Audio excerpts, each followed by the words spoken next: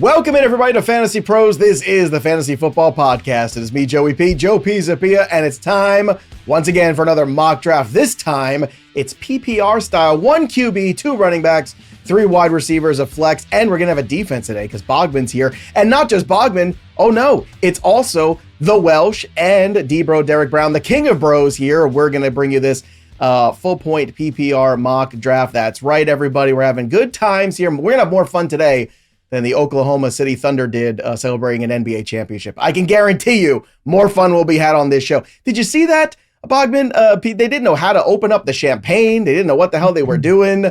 We know how to open up a bottle of champagne. It's not our first beer in this room. I can tell you that much. They're not used to winning things in Oklahoma, Joe. Maybe that's it also was literally, I believe, Jalen Williams' first beer. He was interviewed. He said he never drank. The team wanted to win the championship because he agreed to drink a beer, and that's why they won. What great, what great confidence they had in it. It was literally his first beer. They didn't know what to do. Well, I can tell you, I mean, maybe we should do a whole, for the fest this year, we'll have a couple cocktails and do a mock draft. I've never had one before. This will be my first. Yeah, I've also never had one. Yeah, Derek Brown has sworn it off. Fine, I'm the lush. I'll take it. We're CM Punk over here. We're CM Punk, Joe. That's right. Straight edge. Straight edge. Well, look, we are going to be using the draft simulator, obviously here, brought to you by the mock draft lobby over at fantasypros.com/draft wizard. That's the place to be. The multi-user draft software there allows you to practice quick, fun mock drafts, just like this one we're going to do against CPU opponents, the bots. But the bots are really good. And also, they've got the draft intel tool, too, which is if you're a premium user, you can figure out how to upload very easily your history of your mock drafts, in your real leagues. And then it will create bots for your mock drafts based upon the tendencies of your opponents in your home league, which is pretty spectacular. That's the kind of stuff we're dealing with here at Fantasy Pros. That's why you should download the Draft Wizard. That's why you should sync your leagues for free. And that's why you should do all of your mock drafting here with us. And today I'm going to be in the 1 spot because, again, it's just easier for me to be at 1 or 12 because I got to do ad reads and all kinds of stuff. I'll get into the 5 or 6 spot eventually. I'll figure that out. But the boys have found their draft spots as well. Today we have got Welsh at the 5. We got D-Bro at 10 and Scott Bogman in between at 108. So there you go. So full PPR, this one's going to be pretty easy for me. I'm going to start with my boy, Jamar Chase. I'm very excited to have Jamar here. And of course, excited to have T. Higgins back too, because the more help Joe Burrow has, the better chance he has to break that 5,000 yard mark, which is where he was very close to last season. So Bijan Robinson goes 2, CeeDee Lamb goes 3, Saquon at 104. The Welsh, it's up to you, and Justin Jefferson still on that board. What? Yikes. I didn't expect that. I gotta be honest with you. I picked this spot because I was like, well, I'm going to take Jahmyr Gibbs. This will be super cute. Or maybe, Barkley falls because everybody here hates Barkley. One of those would work out for me. I didn't think Justin Jefferson would be available for me, so I'm going to have to pivot off of that as he is the overall number 3. Wide receiver 2 is listed right here on the Fantasy Pros Draft Simulator board, which is nice and handy. I'm going to pivot off of it. I thought this was going to be Jahmyr Gibbs, guys, but you know what? I'm going to jump right out. I was about to say there's something about a gift horse and a mouth, but I was going to Welsh it to death, and we're going to just take Justin Jefferson. It's a terrible idea. The Welshisms have been abound on the baseball show. If you haven't seen that, go watch Fantasy Bros MLB. Yikes. One horse mouth is worth 2 in the bush. 2 in the bush. No, don't say it. But anyway, so yeah, incredible there. Justin Jefferson. I don't know about you guys, but I feel fine about JJ McCarthy and Justin Jefferson. I'm bullish even. Yeah.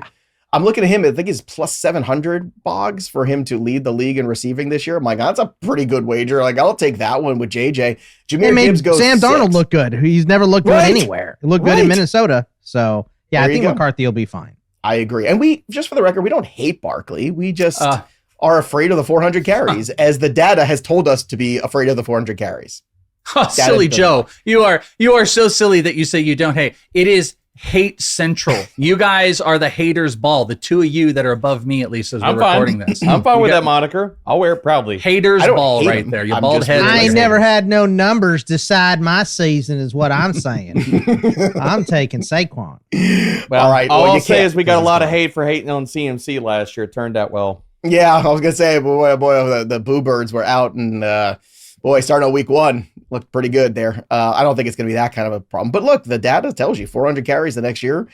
Most guys don't finish as an RB1. So it's tough to draft him with a top 3-4 pick. Puka Nacua goes at 7 after Jahmyr Gibbs at 6. Then Malik Nabers to you, Scott Bogman. So look, another situation too where you're dealing with Russell Wilson now a quarterback, but Malik Nabers, obviously the talent was on full display in that rookie year. Yeah, and you're just going to have improved quarterback play no matter who is back there for the Giants this season. So just a target monster, by far the best offensive weapon on that team. He's just going to be peppered again with better quarterback play. So we could get a nice little boost here. There you go. So Malik goes at 8. Team 9 selects Nico Collins. Then Debro, Derek Brown, you went wide receiver as well. We're going to get to your 2 picks. Amon-Ra St. Brown was the first one. Then Team 11 on the turn took Brian Thomas and Ashton Genty. And then it came back around to you, and you double dipped your toes in the wide receiver pool, and you came away with Drake London. So finally, after all this Drake London love, all these years, could this be the year where it completely goes off? Amon-Ra, certainly a great value at 110. Let's talk about both those guys, Debro. I mean, Amon-Ra is just locked in. Like, regardless of however we want to talk about him, he's a locked-in wide receiver 1, so the safety plus the upside. And then, honestly, the top of my queue was Brian Thomas Jr., CMC, and then Ashton Genty, and he got obliterated at the turn. So getting Drake London, again, I think he has dark horse wide receiver 1 overall upside if Michael Penix can be who we think he can be. So getting both these guys in a league where we're starting 3 wide receivers. On top of this, I feel really good about the running backs that are available rounds 3 through 5. So we'll see how it plays out here. After Drake London, Jackson Smith and Jigba goes at 204. Then at 205, Devon Achane to Bogman. So Boggs, let's talk about Achane. Obviously last year, some fantastic numbers in a PPR league too, especially you love him with all the receptions he's getting. A lot of questions though about, is this the year where the Dolphins just completely fall apart and Coach McDaniel ends up kind of out of the job in Miami, and if so, that could be a tough year for everybody in this offense. But HN at 205 still feels like too good to pass up. Yeah, I mean, 78 catches last year in a PPR league. I mean, even if they do, Tua gets hurt or whatever, I like Zach Wilson as a backup there now. I also obviously am a fan of Quinn Ewers as a third string, so I think the QB play will be fine there, even if Tua does get hurt. And I don't think the offense is going to change a lot. Achane is a guy that can carry the workload. He did it at Texas A&M. He doesn't have to be productive in fantasy, but all those touches plus, even bad quarterback play here is going to be okay. I think Achane is a safe pick. All right, safe pick here for Scott Bogman. Let's go with the next couple of picks off the board. Brock Bowers, then Ladd McConkey. Welsh, you took my dude, Derrick Henry. Yards are yards. I don't care if it's PPR. Touchdowns are touchdowns. I would not let Derrick Henry slide anymore if I was you either. Yeah, well, I also got sniped. So there was definitely a part of me that was, I've got Derrick Henry high. I completely agree with you. PPR be damned here. Touchdowns. He has a very big incentive. If you guys don't know, 2,000 yards gets him a role in an Adam Sandler movie. And if that isn't incentive enough to draft the guy, I don't know what is. But I wanted Ladd McConkey or Brock Bowers more than anything. Bogman passed both for Devon Achane. And I wanted both of those guys. So I was really disappointed, specifically Ladd I wanted to pair, but Derrick Henry's a touchdown monster. So that was like literally the only other guy I was hoping one of Bowers or Ladd was going to fall to me. I'm very high. I got Ladd at 10 in my ranks this year. So at wide receiver. So I would have loved to have had him to pair with Justin Jefferson, but yeah, touchdowns, equity, yards, Derrick Henry's the guy. All right, after Derrick Henry, Trey McBride goes at 209, then T. Higgins at 210, Garrett Wilson at 211, and then I'm going to roll the dice here. I don't love it, but it's hard to pass on a guy that was going possibly number 1 overall last year, and it makes it back to me at 212. So we'll see what happens with Tyreek Hill. We'll give it one more go and hope for the best here, but again, just price enforcing than anything. I don't think Tyreek is going to be what he was a couple years ago, but I don't know if he's a second round or third round pick, basically, which is where I got him here. So possibly the 101 and the 102 on the same team at a PPR. Yeah, I'll take that gamble there. You're not first, you're last. So I'll take Tyreek Hill there to 12 and then Terry McLaurin at 301. So I've got 3 wide receiver 1s now to start my team. I'll find some QBs. I hated passing on Lamar, but in the half PPR, I would have gone Lamar Jackson there. Chase Brown goes at 302, then Josh Jacobs, Rashee Rice, Bucky Irving goes to the Welsh. So Welsh, getting your running back room here together. That looks pretty good here. Derrick Henry with Bucky Irving is the 2 coming off a great year. I'm ecstatic about Bucky Irving. I did not think Bucky was going to fall back based on just how high he was on the board.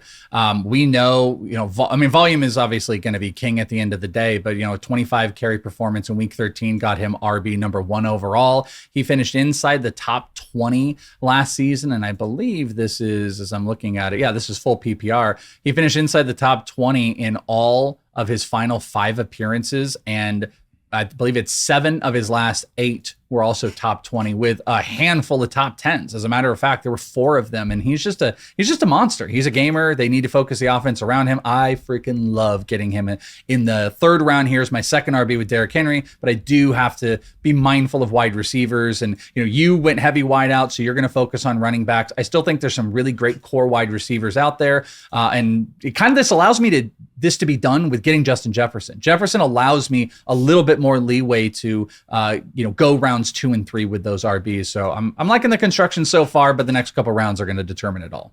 Back-to-back QB values here, 306 and 307, Lamar Jackson, and then Josh Allen. Scott Bogman, you went tight end here. George Kittle goes to you. Certainly a season last year where George Kittle, over 1,000 yards, 1,100 actually, 8 touchdowns for him, 78 receptions. And, again, the cornerstone guy you can really rely on in an offense that has a lot of question marks going into 2025. Yeah, I passed up Brock Bowers, like Welsh mentioned, and I was thinking, okay, maybe I get Trey McBride to fall back to me in the next round. If not, maybe Kittle around after. So I went with Kittle here. I just really like getting a premium QB or tight end. The top 2 QBs went right before I picked as well there. So, to me, it was just kind of an easy, let's get a premier tight end. I want one of my top 3 guys, and then I don't have to worry about that position at all. All right. So after George Kittle, Devontae Adams goes right before Debro, who has to settle for Mike Evans. So answer this for me, Debro, because Evans and Adams were guys I was contemplating all the way there. So either way, it's a win for you that they lasted as long as they did in this full PPR. But would you have taken Adams over Evans if he was still there? It's a toss-up. I do have Adams ranked right ahead of Mike Evans. I have them at wide receiver 10 and 11 right now. I was smarting, actually, and anybody watching this on YouTube could have seen my reaction when Bogman took freaking George Kittle and sniped me. That was the top of my queue, so I was immensely ticked off with that. But, dude, this is just taking what the board gives you. I wasn't anticipating drafting a really wide receiver-heavy early team, but just playing the board here. Does everybody think that Mike Evans is retiring? Like, why is he available this late for a player that has been a wide receiver 10 in fantasy points per game in 3 of the last 4 years? His separation metrics have not fallen off. And for everybody that talks about, the injuries, dude played 14 games last year. What are we talking about? Why is he going so late? Well, look at the depth. Also, they put a focus on. They brought Chris Godwin back. They drafted another wide receiver. They got McMillan. I think there's just a lot of mouths in there as he's getting older that you wonder. It's the falling knife syndrome, which sometimes the whole Derrick Henry argument with it becomes so stupid because he keeps producing. But I think you look and you say all of those weapons, and you wonder, do they move a little bit away from the pass heaviness? And does Mike Evans, he just barely got that 1,000-yard marker. Does he take a slight step back where he can be a top 10 wide receiver? I think that's where the question is, whether it's right or wrong. That's open for debate, of course. But I think the question is like, look at all these great weapons they're building around as Mike Evans gets older. Wide receivers very deep too, right? And I think that's part of the reason why Mike Evans falls, and that's why you wanted Kittle, right? Is because look, there's this upper tier of tight ends. If you don't get one, then it's kind of the rest of them, and that's what makes those guys worth a little bit more, in my opinion. Yeah, and I wanted Kittle because I'm very intentional. Like this year, I'm going to be very heavy Trey McBride, very heavy Kittle, and some later guys that we'll talk about. But so really, I wanted the positional advantage of getting Kittle at that onesie position. But Evans, man, I don't think we're going to see a fall off with him. I think he's still going to be Baker's red zone guy. There's still going to be a pass-happy offense. And at the end of the day, we could talk about all the skill sets of all the guys in that wide receiver room. There's nobody that has Mike Evans' skill set and can be the red zone threat that he's been. No, that's fair. He's going to give you that touchdown bonus. That's what you're looking for when you go to Evans. And that's a big deal. You get those touchdowns, man, those 6 points. That's a big impact on a weekly fantasy league. Before we get to the 4th round and 5th round finishes here, let's talk about the summertime because it's hot as hell in New Jersey. It's 99 degrees, and as soon as this is over, I'm going to sit by the pool. and maybe watch some baseball. Maybe the Welsh and I'll be texting as we do that. The simplest way to enjoy more baseball action is to download the Pick 6 app from DraftKings. It's very simple. In fact, it's crazy simple. You just pick more or less. Hell, even Debro can do that on the stats for 2 or more of your players, and boom, just like that, you're in the mix for big cash prizes. No gimmicks, no weird rules, just balls. So don't settle for smaller payouts. Switch to Pick 6, and right now, new customers can take advantage with a special sign-up offer. Pick 6 from DraftKings is the most fun way to play fantasy sports. Download the DraftKings Pick 6 app right now. Use that promo code FANTASYPROS. That's FANTASYPROS, and new customers can get to the special sign-up offer. Better payouts, bigger wins. Only with Pick 6 from DraftKings. The crown is yours. All right, let's take a look at this mock draft here and the board, because after Mike Evans went, Jaden Daniels went. I wonder if Debro thought that was going to happen. Breece Hall goes at 402, and then Debro, you start your running back room with Ken Walker the third. So how do you feel about him being your number 1 RB?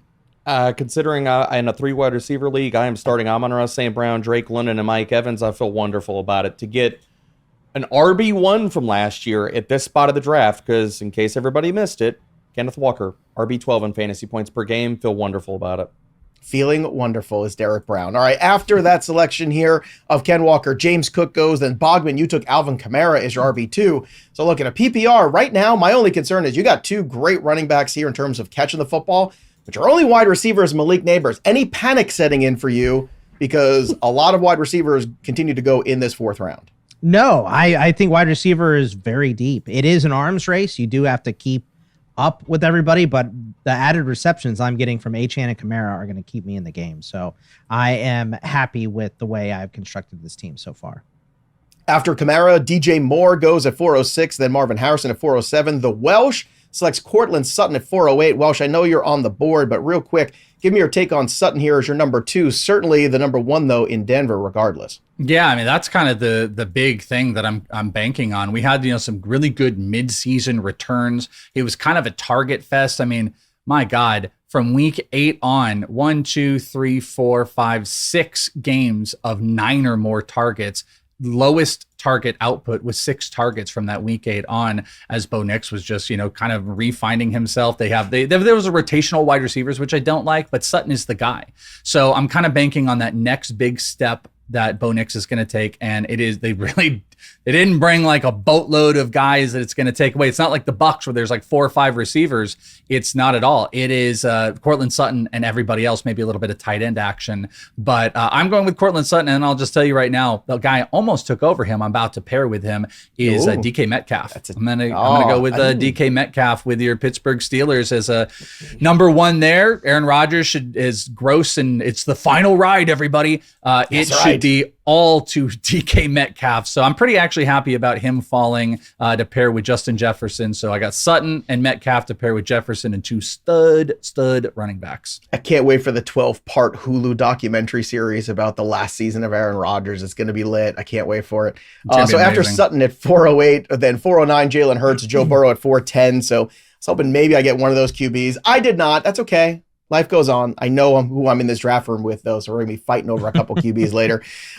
Xavier Worthy at 411. Then I decided to take my running backs. Joe Mixon at 412 and Chuba Hubbard, one of the guys we continue to talk about on the show as being grossly undervalued, underappreciated. Panthers are better than you realize, especially down the stretch last year. 1,195 yards, 10 touchdowns for Chuba Hubbard. 43 receptions, too. I think people forget how many receptions he had last year. So I expect Chuba to be ready for week 1 and ready to roll. And I like that running back room with my 3 wide receiver 1s. I like this team. Chris Olave goes next. Zay Flowers, then Jameson Williams, DK Metcalf to the Welsh, as he already said. Travis Hunter at 506. Then at 507, James Conner, which brings up Bogman at 508, who went wide receiver with a guy in Philly. Devontae Smith. I love this. I was DK Metcalf and Devontae Smith. I had Zay Flowers on that list as well. Those were the guys that I wanted, right? So when Welsh took DK Metcalf, I was like, I don't know what's going to happen here, but getting Devontae here, I think, is great. He just has such a high floor here. Like I said, I'm making up for receptions with the running backs I'm rostering. So I really like the way this team is put together so far. All right. After Devonta Smith and Chris Godwin goes at 509. Nice value there. D-Bro does not care about who you sign in Denver. He ain't afraid of no J.K. Dobbins. Nope. Instead, he's going R.J. Harvey instead. Derek Brown. Let's talk about it. I don't think you and I have, Jake Seeley and I discussed it at length, but you and I haven't talked about the J.K. Dobbins impact here in this Denver backfield. Apparently, you are unfazed by this.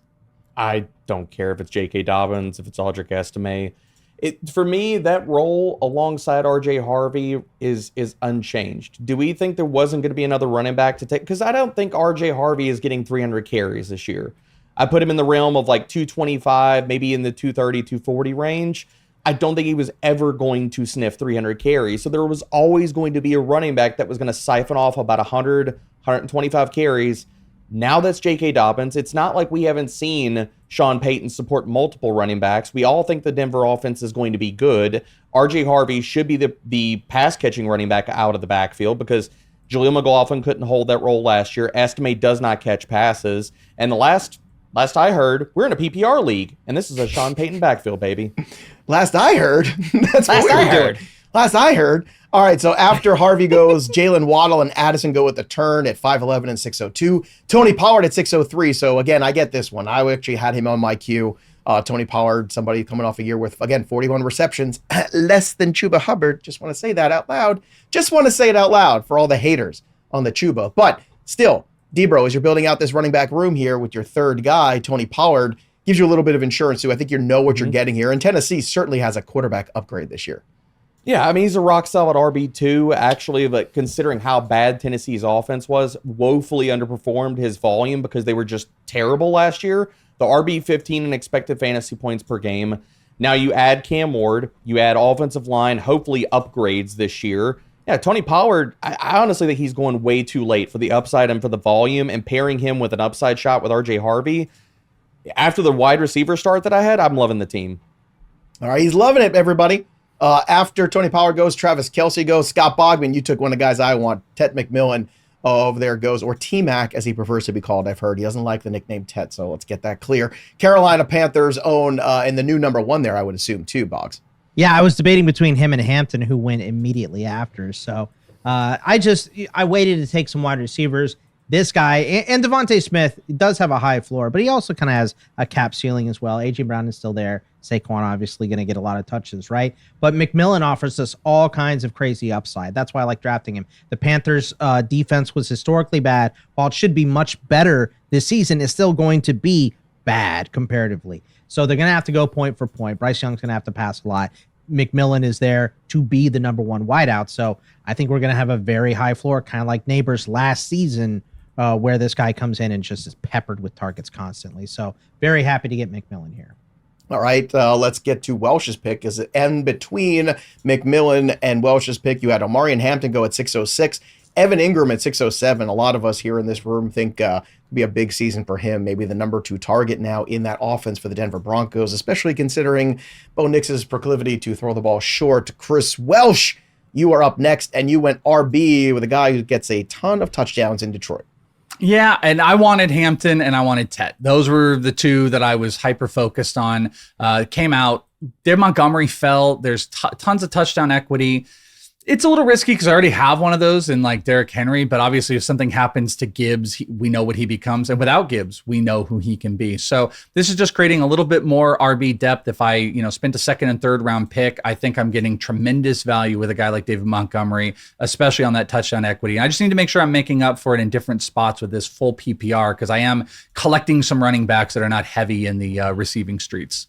Okay, continuing on here after David Montgomery, Aaron Jones, and George Pickens, Patrick Mahomes, and I took Baker Mayfield at 612 because I don't feel like fighting over Justin Fields next round with those rest of those lunatics that are. It's coming. It's coming. Stay tuned, everybody. Now it's kind of a difficult spot here. How much do I believe in Cam Ward with Calvin Ridley potentially? Khalil Shakir being that guy too is my 4th wide receiver coming off a season with Josh Allen where he had 76 receptions. Is there more there for him, or do I go with DeAndre Swift who inevitably, I know it's a PPR league. This is kind of where I want to trade out for more picks. Can I just do that? Maybe that's the way I want to go here. Instead, I'm going to go tight end.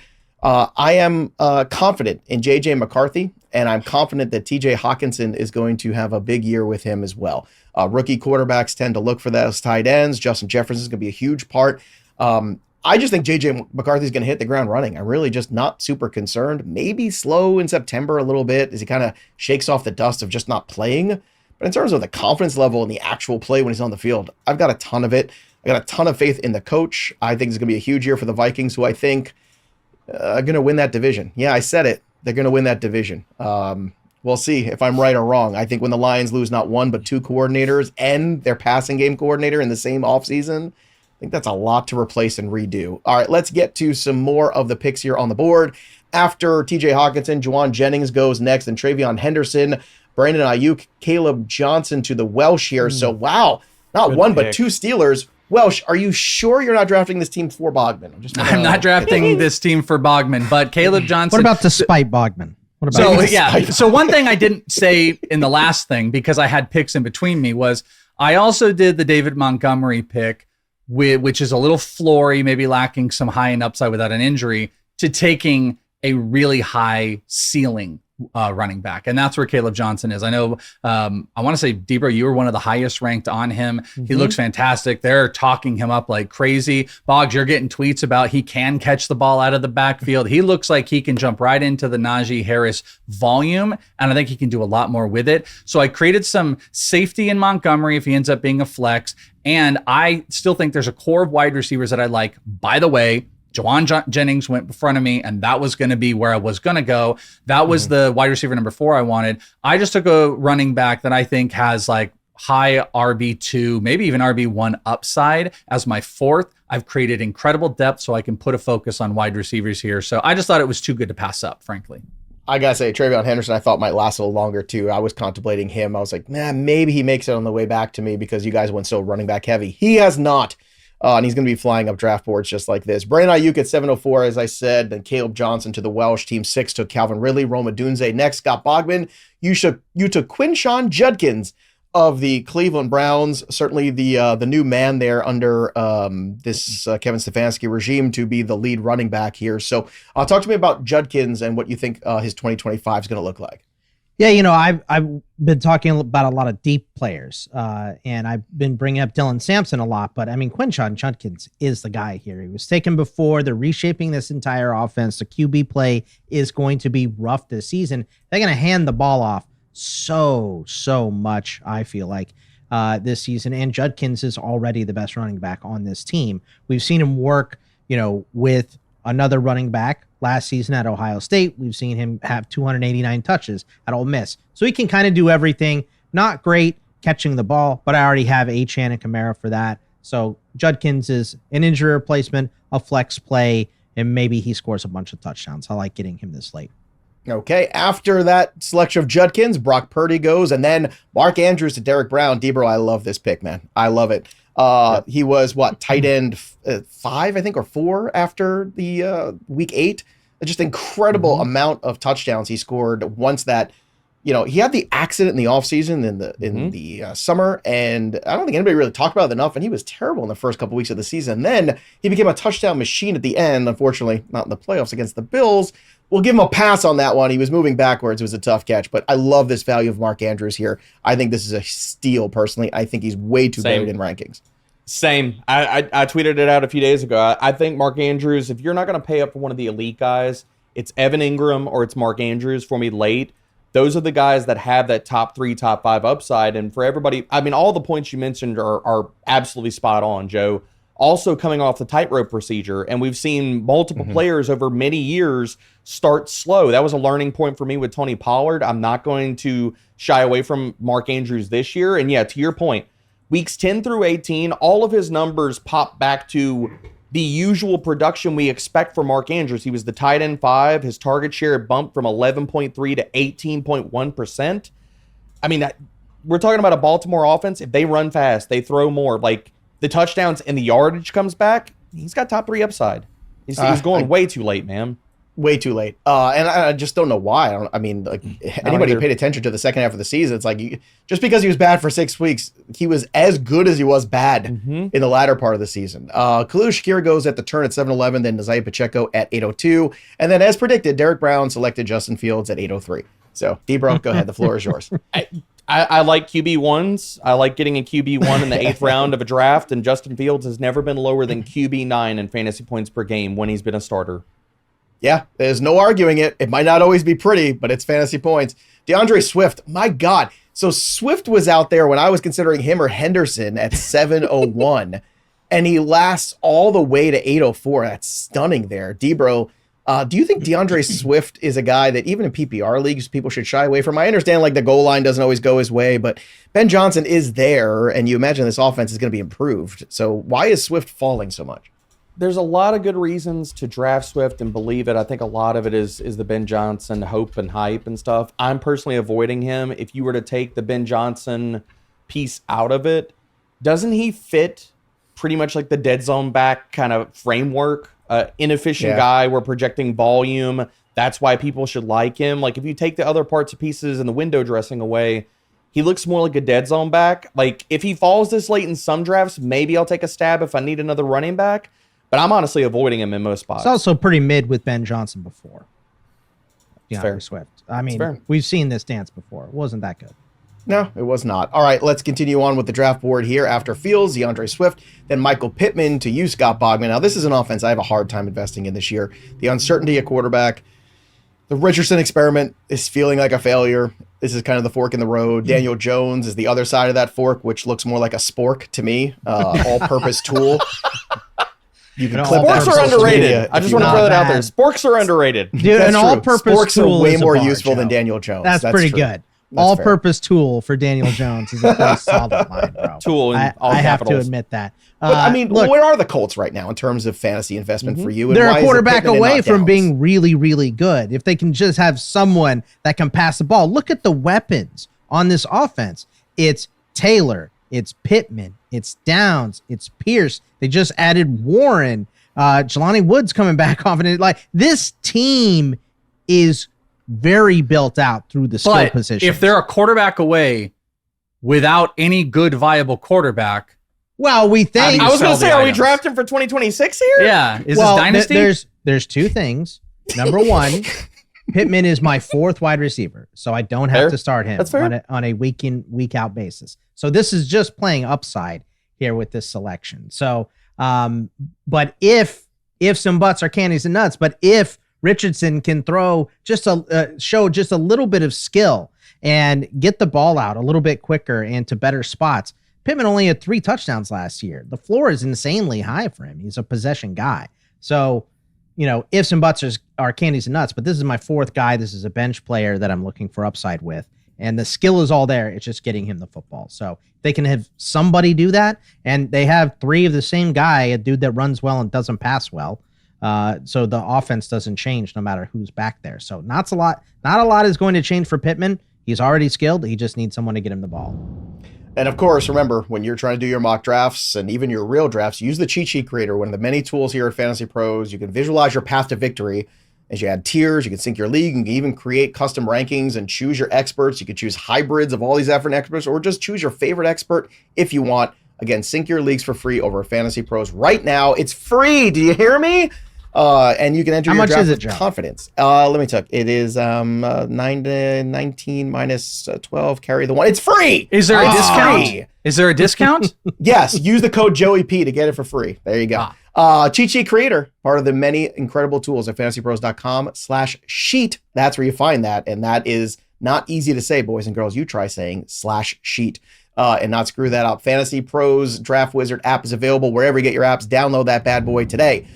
Josh Downs goes right after Pittman, ironically. Then Jalen Warren. Welsh, you took my guy. I wanted Jacoby Myers. He's a steal every single year. He's going to catch 85 balls. And now he's got a much improved quarterback situation. I love this pick at 808. Yeah, again, the construction of what I'm getting to do, and this also led into the next pick because I thought there were some high ceiling players that were floating around, and I was really hoping one would fall. And spoiler alert, one does that we'll talk about. But Jacoby Myers is like the ultimate floor guy. Like you said, he's going to catch 80, 85 balls. There's no Devontae Adams there. They've got to slang it. Obviously, Brock Bowers is going to get his, but this is a full PPR.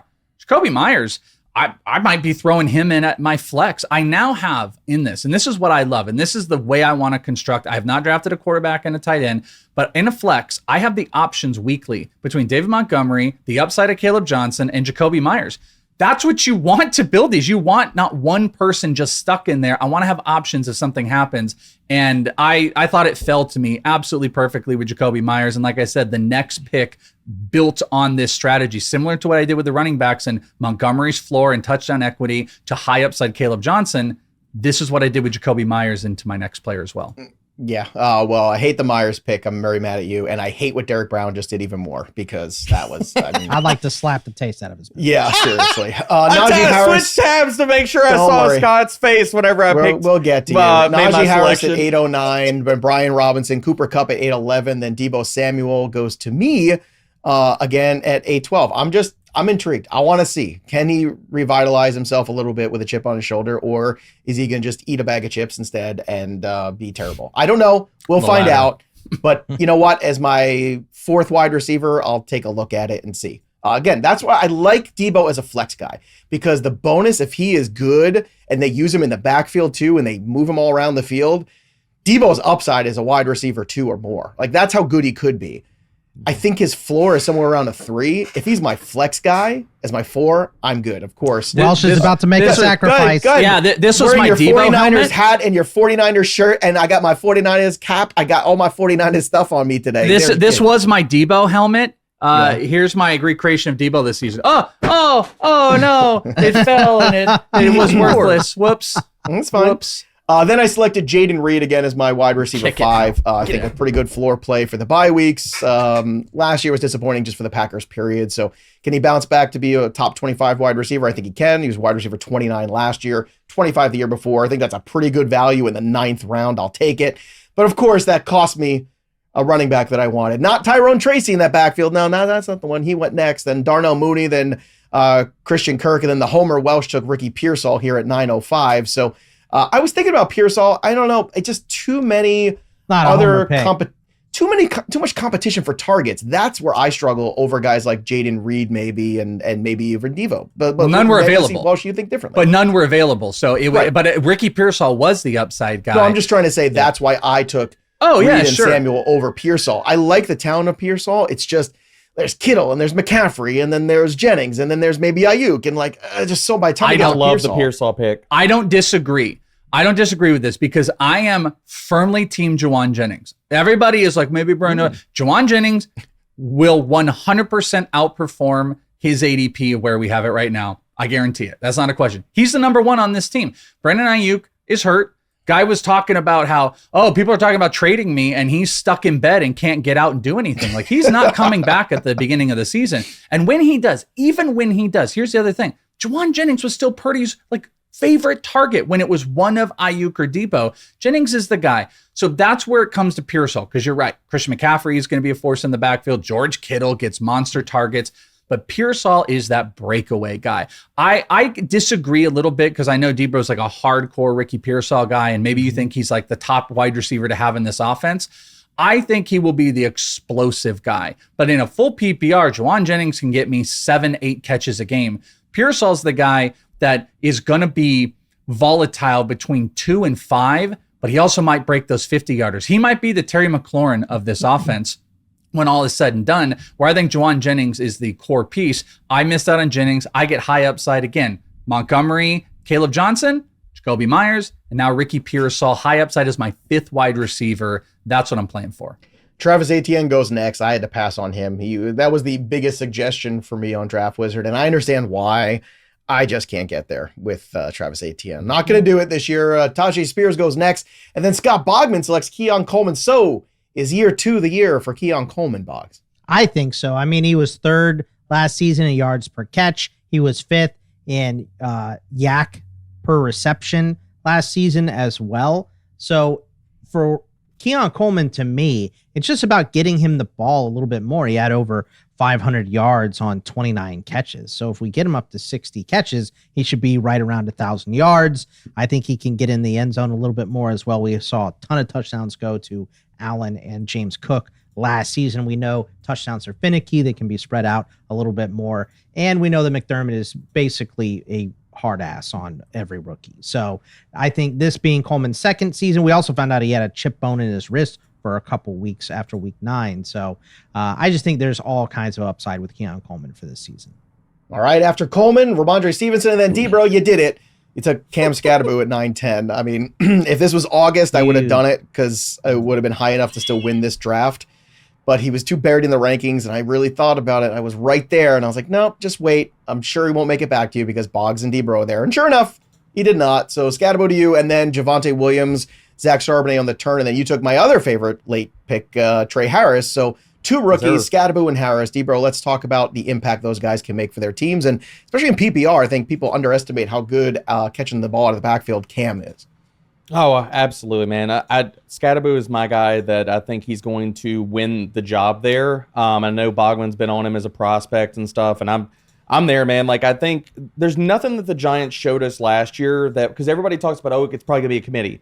What did New York show you last year that made you believe that it's going to be a committee? It was Devin Singletary as the guy until it wasn't. Then it was Tyrone Tracy, and then he fumbled it away, and then he was the guy again. They want one running back, and I think that's going to be Scatterbo. And then getting Trey Harris, man, it's upside for days. I mean, he's my wide receiver 4, so flex play, he's not even hitting my lineup. And I think that's exactly what you need to be taking shots for on your bench. Yeah, Trey Harris has all the upside there. I love that pick. All right, Rashad White at 10:04, then Tank Bigsby to Bogman at 10:05. So, Bigsby at 10:05 or Etienne at 9:06? What's a better value, Boggs? I think Etienne is the better value, honestly. Okay. I just, at this point, you know, Bigsby led this team last season, but we have a new coaching staff coming in here. So I don't really know how it's going to work out. I think if you want to say Tootin has the leg up because this regime hand selected him, great. If you want to say Bigsby has the upside because he led this team last year, I think that's fair. And if you think Travis Etienne has the most skill, I also think that's fair. He was the highest profile player on this team coming in through the draft. So I don't really know how this is going to turn out, but I know recency bias says Tank Bigsby led last year. I kind of think he's going to again this season. So I think it's Bigsby has the early down role, and we're figuring out who is behind him. That's how I kind of see it playing out. All right, we got a few picks left here to go, and the names are flying. So after Bogman takes Bigsby, Rico Dowdle, Austin Eckler, and then Welsh, you took your quarterback, Kyler Murray, here at 10:08. Yeah, that seems like a year ago that I took Kyler Murray. Yeah. He fell quite a bit. We had so many quarterbacks in the same, if you go over check out rankings, you can see it's a really big tier, which I kind of agree with. I early in the draft kind of wanted to try to focus on Joe Burrow, and once Burrow was gone, I just wanted to take the best value. But we saw like Brock Purdy go in front of Kyler Murray. We saw Justin Fields go in front of Kyler Murray. So many fell that I just thought it was such a great value because I hadn't gotten my quarterback or tight end yet. There's tons of rushing equity in there that it was kind of a no-brainer. But I am going to pair another quarterback in. I think when I take those later quarterbacks, I like to try to put 2 together to create some monster just in case. So that is what I'm going to do with one of my last bench spots as I'm picking right now. But I just thought Kyler was just too good of a value based on the quarterbacks left. No, certainly good value in the 10th round. Trey Benson at 10:09, Jalen Wright at 10:10, then Luther Burden at 10:11. And then there's usually 1 or 2 jerks in your league that wants to take those guys that are like the running backs who, man, if there's a big injury to the guy in front of them, it's wheels up. Well, I'm both of those jerks in this draft because I took Ray Davis and Isaac Garendo because I could. And if one hits, great. If both hit, awesome. If not, I'm looking at the waiver wire for more running backs. Big deal. So what? Who cares? I've got a million wide receivers already. Big deal. Want to fight about it? Big deal. Want to fight about it? Come on, let's go. But look, I just love the way this is falling out to me. So I'll take Ray Davis. I'll take Garendo, and I will take my chances that they get some opportunities in 2025. Jonnu Smith goes at 11:02, and Njoku back-to-back tight ends. Then Rashid Shaheed, followed by Bashal Tootin to Chris Welsh. So Welsh, Tootin at 11:05, Etienne at 9:06, or Bigsby at 10:05. Who's the best value in the backfield for the Jacksonville Jaguars. I mean, I would think at this point the best value based on that is probably Etienne for falling like that. But if you're playing upside, that's why I went with Tootin. Again, like I have core running backs. I have a strong 3 core that I think allowed me to take some shots on huge, massive upside plays, whether it is my return to my fantasy team or me hitting into my league in the trade market. If Tootin or Caleb Johnson hits, I could end up moving a David Montgomery, or hell, I could even move one of the top guys. So I thought the upside was the big play here for Tootin. But, you know, when they're all going close, like I would probably rank it Etienne, then Tootin, and then Bigsby at the bottom. Okay, let's continue on. After Tootin, Marquise Brown, and J.K. Dobbins, Bogman, you took another rookie here, Emeka Egbuka of the Tampa Bay Buccaneers at wide receiver, 1108. I like this pick here, too. I think Egbuka is going to get a lot more action than other people do. What do you think? Yeah, I mean, I think he's already better than McMillan. I don't think that's even a question. Agreed. I also think he's better than an injured Chris Godwin coming off the crazy ankle injury that he had last season. So this is a situation where, look, yeah, it's crowded. It is in Tampa, but it's very good for Baker, which is why he's going so high with that, and also coming off 40 touchdowns. But also, it doesn't mean, just because it's crowded, doesn't mean that Egbuka goes to the back of the line because he's a rookie. I don't think that's the way it's going to work. I think, look, we have McMillan here. We're bringing back Chris Godwin, and we have Egbuka because we need to keep this room well stocked and maintained, and whoever plays best is going to get there. And I think Egbuka, he's not better than Evans, but he's already the second best wide receiver on this team, in my opinion. Okay, fair enough. Let's move on to the next couple picks here. Roshan Johnson, and then Debro, you took a rookie wide receiver as well, Jaden Higgins. I always say follow the money. And when it comes to Higgins, he's the first guy ever as a second-round pick to get a full guaranteed contract. To me, that is a very big deal, and that's something that I think people should be paying close attention to. So, Jaden Higgins, is he ready to step in and be that number 2 guy right away for the Texans? I think he definitely can. And if CJ Stroud has a bounce back year, I mean, look, guys, we were drafting Stephon Diggs, Tank Dell, all of these wide receivers very high last year. What's changed? Except the fact that we're getting more value on them outside of Nico Collins this year. If CJ Stroud bounces back, he's carrying 1, maybe 2 wide receivers with him in the process outside of Nico. Okay. Next pick after that for the turn, Tucker Kraft, followed by Ferguson. So Team 11 taking some shots at tight end. And you took Jaden Blue when it returned back to you at 1203. This backfield is kind of a mess for the Cowboys. I don't know which direction you want to go, but it seems like maybe taking a shot on the cheap is the way to do it. And Blue might be that guy. Oh, took a Texas guy. Oh. Troll. Well, this all It's a comes Cam down to Scatterboo and Jaden Blue. And you're going to tell me you're not a troll? Well, I mean, hey, we can have similar takes and like the same players, Bogman. It's okay. Yeah, and then Welsh took Caleb Johnson and DK Metcalf. I mean, this is we need like a support animal for Bogman after this draft. Just trolling Bogman has been our only goal the entire time. Can we get this man a support cat? It's all right. For it. Abbott made sure it's okay for me now. So all right, that's good. All right, well, let's talk about Jaden Blue in this Dallas backfield, though, D-Bro, because it is kind of a mess and very uncertain, and that means there's potential for value. Oh, absolutely. Ambiguous backfield for days. If Javonte Williams truly is cooked, then this could be Blue's backfield. And I mean, just how I built this team, it's all rookies on my bench, so I'm taking upside swings for days because a lot of these bench guys, like, if they don't pan out, if Blue's not the guy, I mean, he's my RB5, man. If I'm cutting him by week 4, week 5, whatever. All right, after Blue, you have Dalton Kincaid, Braylon Allen, then, Braylon Allen to Bogman. So Boggs, Jets backfield, we have some people say, well, they're going to be using all these guys. Some people don't believe that. What do you believe when it comes to Braylon Allen and the Jets, too, with Breece Hall and the backfield they have right now in terms of usage? I believe I really wanted Jaden Blue. But I think I just they've indicated they're gonna make it a bigger break this year.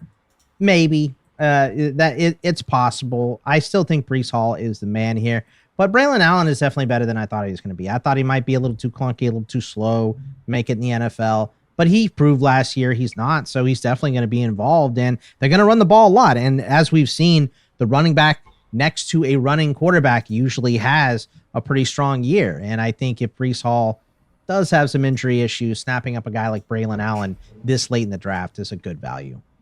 All right, so after Allen, Keenan Allen goes next, then Blake Corum. Welsh, you took Jared Goff. That's your backup QB we're talking about. So what made you go QB here instead of piling on some more wide receivers? Why did you go QB this early again? Well, I feel really, really comfortable. I mean, fourth wide receiver was Jacoby Myers, huge upside with great startability and Pearsall at wide receiver 5. Because, and I have, when we get to it, I have a clear mistake that I've done through this draft that I just hate, and it's always something like this. But I didn't want to be too far back on quarterback. And I think, yes, there's some really good waiver wire options. I mean, Herbert's out there, Drake May's out there, but I just wanted to pair 2 really, really big stud, high potential in Goff and Murray that I can battle between and not worry about other people drafting. We had a lot of backup tight ends being drafted in this for some reason that I don't think there's probably enough on the quarterback range. So I just don't have to fight it. Didn't love any of a lot of the upside stuff was out. So that's why I went with the 2 quarterback play. If that's what I'm going to do if I draft these quarterbacks late, I'm going to try to take 2 high-end guys and not be like, I took Kyler Murray and then I'll just play the waiver wire for my other one. Like, no thanks. I want to take like 2 high-end back of the end of QB1 to high QB2 range. Yeah, I think you're going to see a lot of people like double up on tight end late and just kind of punt on the position, take shots. I think this is going to be a very popular strategy. Tyler Algier goes at 1209, then Marshawn Lloyd, the Eagles defense. I took Cedric Tillman.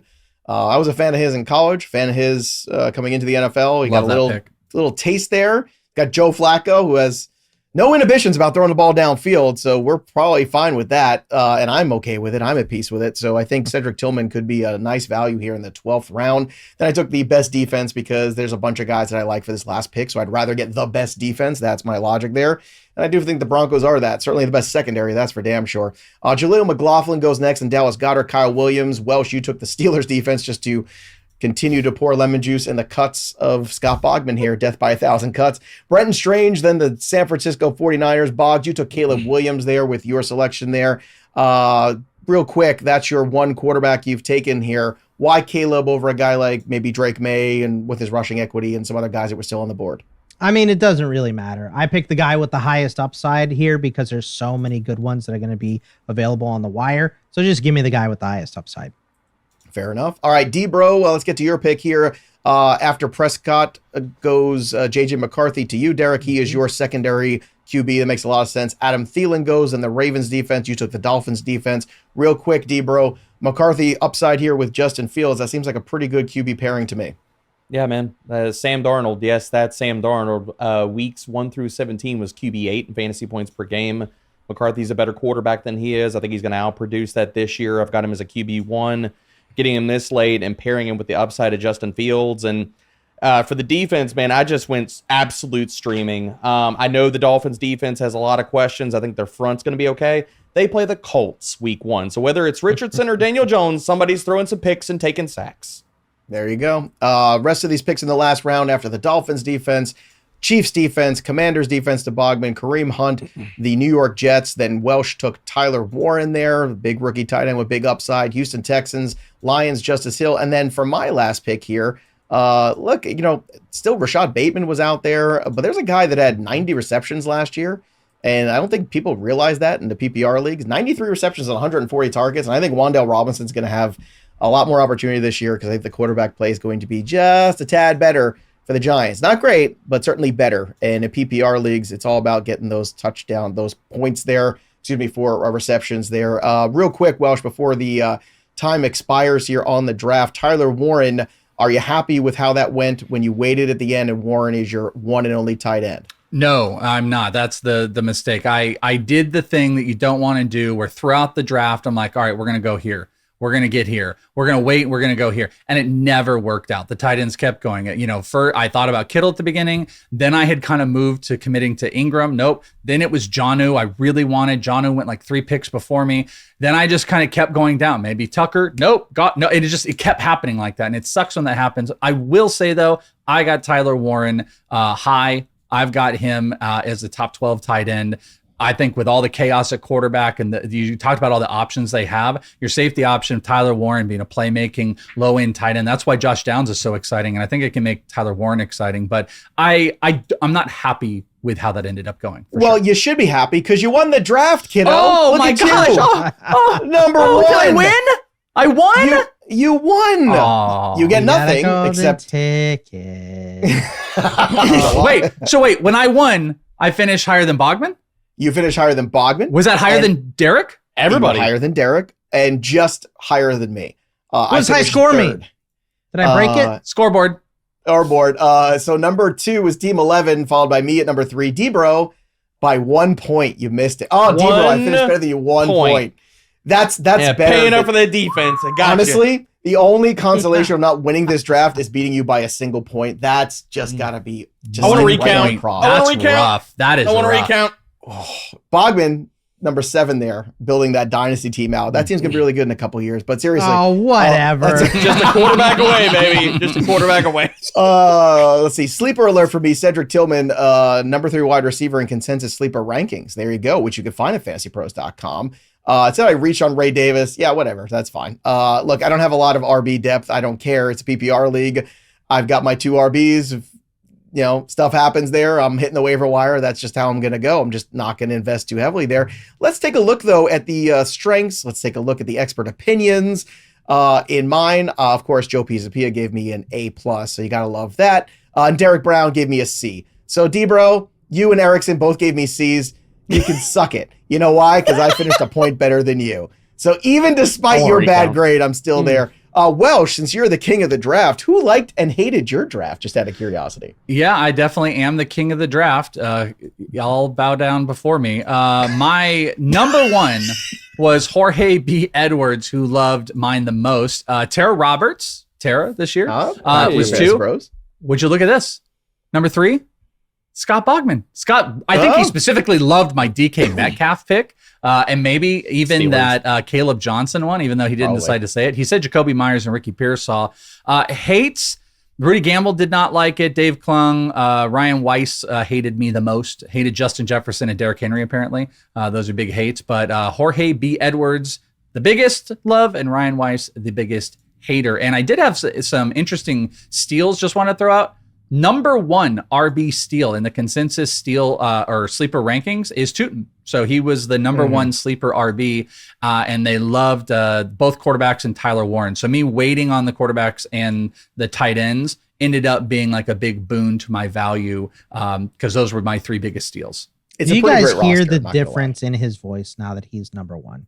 Oh, 100%. But this is always Welsh. He hates everything until he doesn't. Like, everything's the worst. That's all doom and gloom. I'm surprised we didn't get more of that, actually. If you're not first, you're second. Yeah, whatever. But look, this team is very good. Goff at QB here. Actually, it took Goff as the starting quarterback, so it didn't even want you to take Kyler Murray where you took him. Yeah, I know. It moved him above. Right. But that's probably it. Like, once you pass on quarterback, you might as well just keep passing, I guess. Bucky Irving, Derrick Henry, pretty damn good there. Justin Jefferson, Cortland Sutton, DK Metcalf, also pretty good there. Look, you got Tyler Warren, I mean, the most coveted tight end rookie probably, and you can always play the waiver wire if that doesn't work out. You got David Montgomery as your flex, the Steelers defense, Myers, Jacoby Myers, that is, Caleb Johnson, Kyler Murray, Ricky Pearsall, Bayshall Tootin, Welsh. This is a pretty great roster. I think this is the number 1 roster. I'm not too bad for a baseball guy there. Huh? Not too bad for a baseball guy. Go get that pick 6 on DraftKings. Go use that. Let's take a look at the other drafts here. Let's start our way from the bottom and work up. Scott Bogman, let's go with you. Caleb Williams, Devon Achane, Alvin Kamara, Malik Nabers, Devontae Smith, Tedero McMillan. Then you had George Kittle and then Quinshon Judkins. Commanders defense followed by Pittman, Bigsby, Egbuka, Keon Coleman, Braylon, Allen here. A lot of youth here on this. I think the one thing you probably got hurt on, Boggs, to be honest, it's probably the fact you had Malik Nabers as number 1 and then the other wide receivers. Look, Devontae Smith is solid. McMillan, I think, is going to be really good, but I think maybe not as much quote-unquote star power at wide receiver. I think that's probably where the roster got dinged. What do you think? Yeah, I think you're probably right on that, but I have so many receptions between Achane and Kamara. Kind of right, you make up for it, sure. Yeah, 100%. In my opinion. In 2 possibly awful offenses, but go ahead. And my preference is to take a top-tier tight end, right? It's to get that tight end because there's less tight ends available on the wire than a quarterback on the wire. So I got my top tight end in George Kittle. And, I waited on quarterback, but as I mentioned, I took the guy with the most upside. There's all kinds of guys on the wire should he not work out. So I don't know. This is, it's funny that this is the 3rd mock I've done here. I've been first on the other 2 and 7th on this one. And I feel like this is the roster that I like the most out of all of them. Look, man, I didn't like picking on the ends either, and picking in the middle felt better for me here this time. I'm trying to remember the one you were first on because I'm trying to remember which it was one of the ones I was on because I was first in both of them. Yeah. I think Yeah. I was first in the last one, which felt good. I was. You know what I like about this, Joe? Yeah. The likes on his team, Scott Bogman, Pat Fitzmaurice. Then you have some other great people. But here's the best part. The hates, there's 2 great hates. The guy, Michael Tomlin, it's just hilarious. I just want to point out. Obviously, Tomlin you doesn't drafted like him, a crappy obviously. team. But the second We're biggest not gonna live in hater, our fears. Joe Pisapia, hates this Yeah. team. You hated this team more than almost anybody. Being led by the witness here is not great. Persecuted by the left and the right, everywhere. You Well, guys look. taking my players. Pisapia hates my team. He's the host. I don't hate your team. I don't hate your team, actually. I think it's a very dangerous team, but also dangerous where there's also downside. So I think maybe that's So probably why I hate condescending. it a little bit more. Derek Brown, Your I team have is to great, only Brad. imagine Scott Bogman loved your team because it's Justin Fields, Ken Walker, Harvey, Amon-Ra St. Brown, Drake London, Mike Evans, Mark Andrews, Tony Pollard, the Dolphins defense, Cam Scadaboo on the bench, JJ McCarthy, Trey Harris, Jaden Higgins, and Jaden Blue. Debro, I think this is a really good roster here. I think the grade was a little unfair to you, but, I think the but grade's just a little fair unfair. enough that I'm a little bit better. I think that's it. I really like this team. I thought it was a balanced build. I thought I got a lot of volume at running back and upside and steadiness at wide receiver. I gave You finished myself a fourth. 98. There's no shame so in that. There's I no agree. shame, Debro. You liked your team so much, you were the highest ranker On my to team. vote on your I team. mean, look, if we're gonna rank, your you money gotta where follow your your mouth process, is. or exactly, you got to follow your process, or don't Did waste Scott your time with Bogman it. like your team? That's what I'm waiting for. No, Bogman was not even in the top. How is that 5 of possible? people. I don't know. I started drafting all the players, and still Bogman hates my team. There was He's somewhere in the middle. Bogman's distant cousin, Jeff Bogus, did not like it the most, but there was no Bogman. Joe my Rico cousin, hates we my count team. He gave me a 61. It's just tough scene rough. out here. All Tough right. scene. Here's my roster. I'll let you boys pick it apart. It was good enough for number 3 on the board. Baker Mayfield was a top 5 QB last year. Just saying. Joe Mixon, Chuba Hubbard, Jamar Chase, Tyreek Hill, Terry McLaurin, TJ Hawkinson, Deebo Samuel, Denver Broncos defense, then Reed, Tillman, Garendo, Davis, and Wandale. Debro, what's your take on this roster here? I think you got a lot of volume. I have some questions about only because Debo and Jaden Reed late, with you need your top 3 wide receivers, which you spent up for them. You need them all to be steady and hit. And I worry about Tyreek being in that mix, but Me too. I don't hate the team. I think it's solid. Me too. I worry about Tyreek Hill also. Are you worried about Tyreek Hill? Drop your comments below and subscribe to the Fantasy Bros YouTube channel. We're trying to get to 300,000. We could do it with your help. But again, whose draft did you like the most? Was it mine? Was it Derek's? Was it the Welsh? Was it Scott Bogman's? Was it Team 8? Team 11? Who knows? But again, we love your comments there and let us know what you're thinking. Also, don't forget to mock draft yourself there into oblivion. Download the Draft Wizard app today and make sure that you're running your draft simulations. Go to fantasypros.com today. Use the tools, sync your leagues for free, and start letting the tools work for you to get you the best draft every single time. Prep season starts now because draft season is around the corner. That'll do it for us, but the story of the game goes on. For Debro, Welsh, and Bogman, I'm Joey P. We'll see you next time, kids.